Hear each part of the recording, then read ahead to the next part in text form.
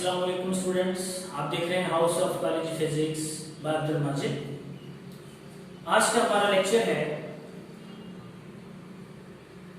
What is physics, relation about और discussion about Einstein's energy equation and certain branches of physics and physical quantities. Physical quantities क्या होती है, ठीक है। तो इसके बारे में हम आज पढ़ेंगे, ठीक है। सबसे पहले स्टार्ट करते हैं, व्हाट इज फिजिक्स।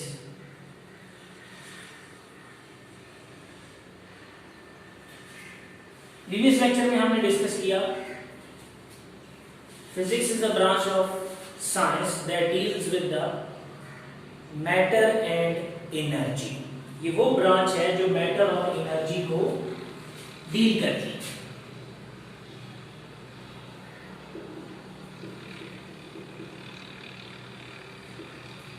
और फिर बताया इन दोनों के दरमियान में relation, how matter can be converted into energy और energy can be converted into matter, they are interconvertible. अब इसी बेस को जो साइंटिस्ट हमारे पास है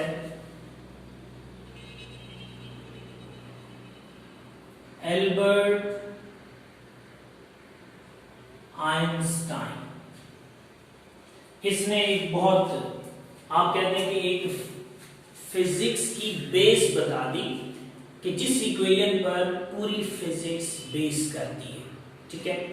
उसको हम आइंस्टाइन्स एनर्जी मैस रिलेशन कहते हैं, और जो प्योरली इन दो चीजों का रिलेशन है। So what is the mathematical form of that formula that energy equals to mc square, where E is the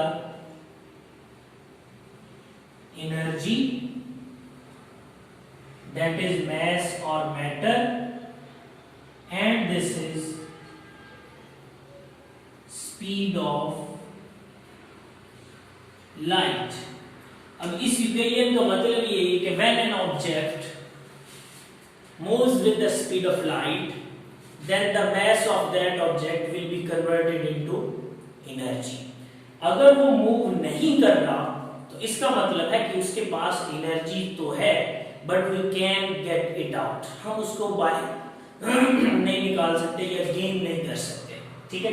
तो इसी को mc स्क्वायर बोलते हैं, एनर्जी मैस रिलेशन बोलते हैं, जो बहुत, जिसे आप कह सकते हैं कि that is the base of physics. इसी इक्वेशन पे सारी फिजिक्स बेस करती है, ठीक है।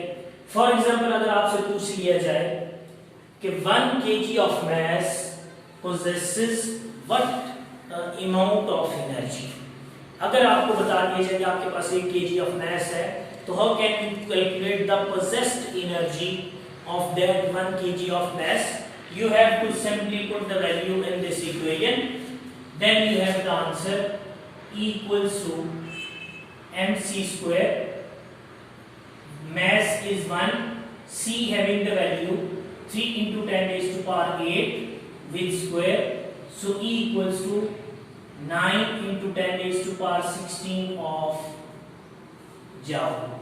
So that is the rest mass energy or energy possessed by 1 kg of mass। How can we get it out? By moving the object with speed of light, ठीक है। तो ये आपके पास फिजिक्स है, उसका रिलेशन है, और ये आपके पास एल्बर्ट आइंस्टाइन की बेसिक इक्वेशन है जो डिपेंडेंट बताती है, जो बेस बनाती है पूरी फिजिक्स के लिए, ठीक है। उसके बाद हम सर्टेन ब्रांचेस को डिस्कस करेंगे।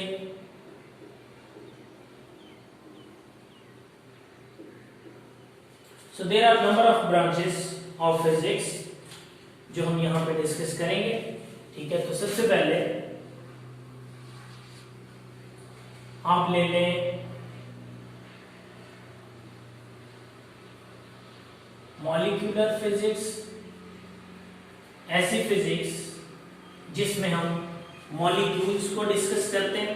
मॉलिक्यूल हमें पता है कॉम्बिनेशन ऑफ एटम होते हैं, तो इसका मतलब इसके बाद एटॉमिक फिजिक्स भी आ सकती है, ठीक है। और atom is the combination of particles, atomic particles, जिसे हम न्यूक्लियर फिजिक्स भी ले सकते हैं, ठीक है। उसके बाद इलेक्ट्रो मैग्नेटिज्म ले सकते हैं, जिसमें इलेक्ट्रिक फील्ड और मैग्नेटिक फील्ड को डिस्कस किया जाता है और इनका आपस में ताल्लुक, जिसमें फैराडे लॉ आ जाता है, लेंज़ेस लॉ आ जाता है, transformer, motor, working etcetera etcetera, energy, सारी चीजें आ सकती हैं इसमें। फिर इसमें आपके पास इलेक्ट्रॉनिक्स भी आ जाती है, लो वोल्टेज ऑपरेटिंग डिवाइस आ जाती है, इसमें आपके पास फ्लूइड डायनामिक्स भी आ जाती है, इसमें आपके पास सिंपली मैकेनिक्स भी आ जाती है। मैकेनिक्स आपने पढ़ा, काइनेमैटिक्स और डायनामिक्स का कॉम्बिनेशन है, ठीक है। उसके बाद आपके पास स्पेस एस्ट्रोनॉमी जिसे आप कहते हैं, एस्ट्रोनॉमी फिजिक्स भी आ सकती है, ठीक है। उसके बाद दूसरी ब्रांचेस भी इसमें इन्वॉल्व हो जाती हैं, बायोलॉजिकल फिजिक्स भी है, फिजिकल केमिस्ट्री भी आ जाती है, ठीक है। तो ये वो बहुत सारी ब्रांचेस हैं जिनको हम यहाँ पे डिस्कस कर सकते हैं, जो आपकी बुक में मेंशन भी हैं। And you already studied in grade 9, आपने 9th में पढ़ा होगा कि कितनी इसकी ब्रांचेस हैं, ठीक है। लेकिन आपके इस कॉलेज लेवल पे बहुत सारी ब्रांचेस को चैप्टर में डिवाइड करके एक्सप्लेन किया हुआ है, ठीक है। और इसके अलावा आप वो देख सकते हैं कि हमारे पास एक और भी है, थर्मोडायनामिक्स भी है, ठीक है। और इसके बाद ऑप्टिक्स भी है। तो ये सारी क्या है, फिजिक्स की ब्रांचेस हैं, ठीक है। तो यहां तक हमारे पास ब्रांचेस का कॉन्सेप्ट आ गया। अब हम पढ़ते हैं फिजिकल क्वांटिटीज।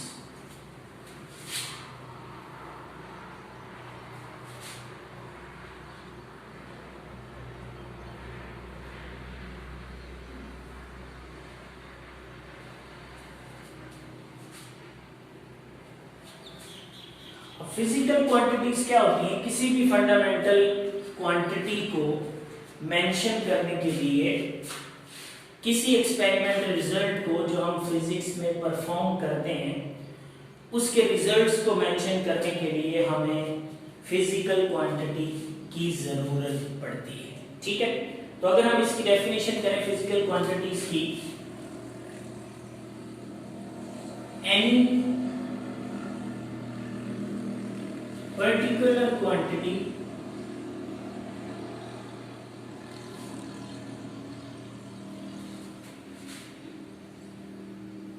used to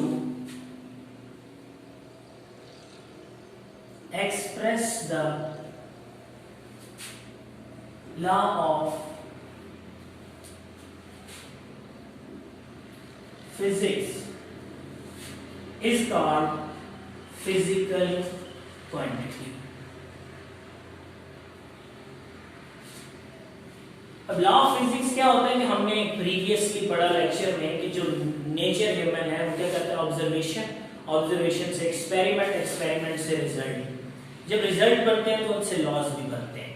तो उन लॉज को एक्सप्लेन करने के लिए, उन रिजल्ट्स को एक्सप्लेन करने के लिए, वो किसी भी फॉर्म में हो सकते हैं, वी यूज फिजिकल क्वांटिटीज, ठीक है। ऐसी क्वांटिटीज जिसको हम एक्सप्रेस कर सकें, इस्तेमाल कर सकें लॉज ऑफ फिजिक्स को बताने के लिए, उन्हें हम फिजिकल क्वांटिटीज कहते हैं, ठीक है।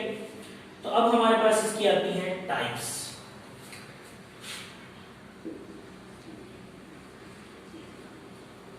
कितनी टाइप्स हैं इसकी? 2 टाइप्स हैं। नंबर 1 है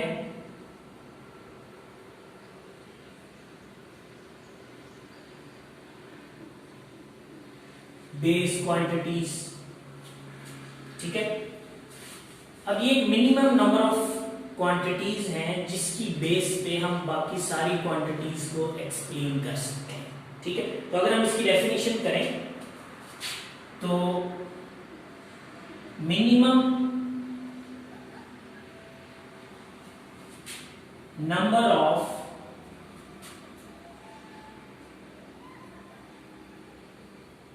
fundamental quantities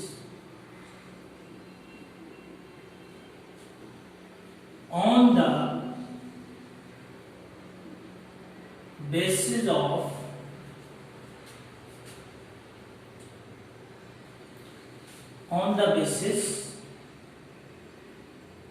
quantities on the basis we can express all other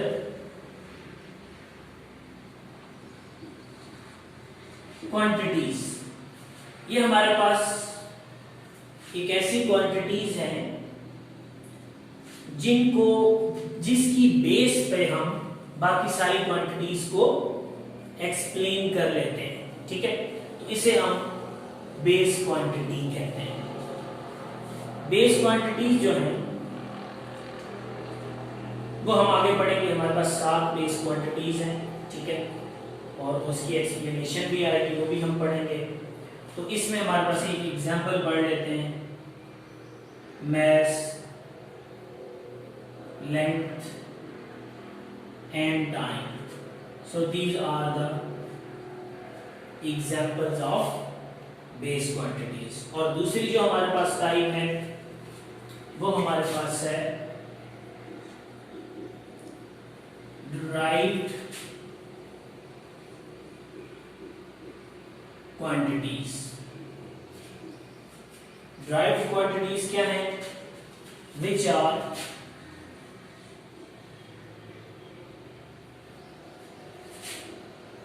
derived on the basis of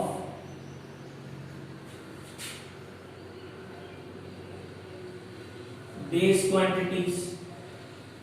जो बेस क्वांटिटी के से ड्राइव की जा सके उन्हें ड्राइव क्वांटिटीज कहते हैं। जाहिर सी बात है, अगर हमारे पास यहाँ minimum number of fundamental quantities हैं, बहुत थोड़ी सी क्वांटिटीज हैं फंडामेंटल जिनको हम एक्सप्लेन करेंगे, बाकी सारी क्वांटिटीज इसी से ड्राइवेबल होंगी, और जो ड्राइवेबल होंगी उन्हें हम ड्राइव्ड क्वांटिटीज भी कहेंगे। फॉर एग्जांपल लेंथ से ड्राइवेबल जो है, एग्जांपल के तौर पे अगर आप लें तो एरिया है, वॉल्यूम है। ठीक है, मैस से अगर आप लें तो फोर्स है।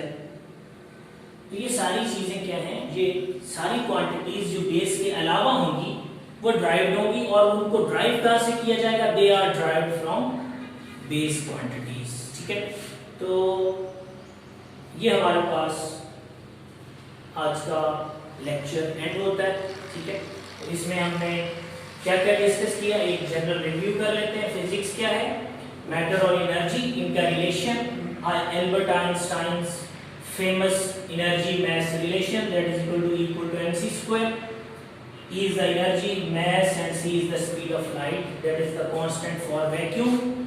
और इसकी एग्जांपल हमने पढ़ी कि अगर हमारे पास 1 kg of mass हो, then what minimum amount of energy possessed by 1 kg of mass we can calculate by this formula।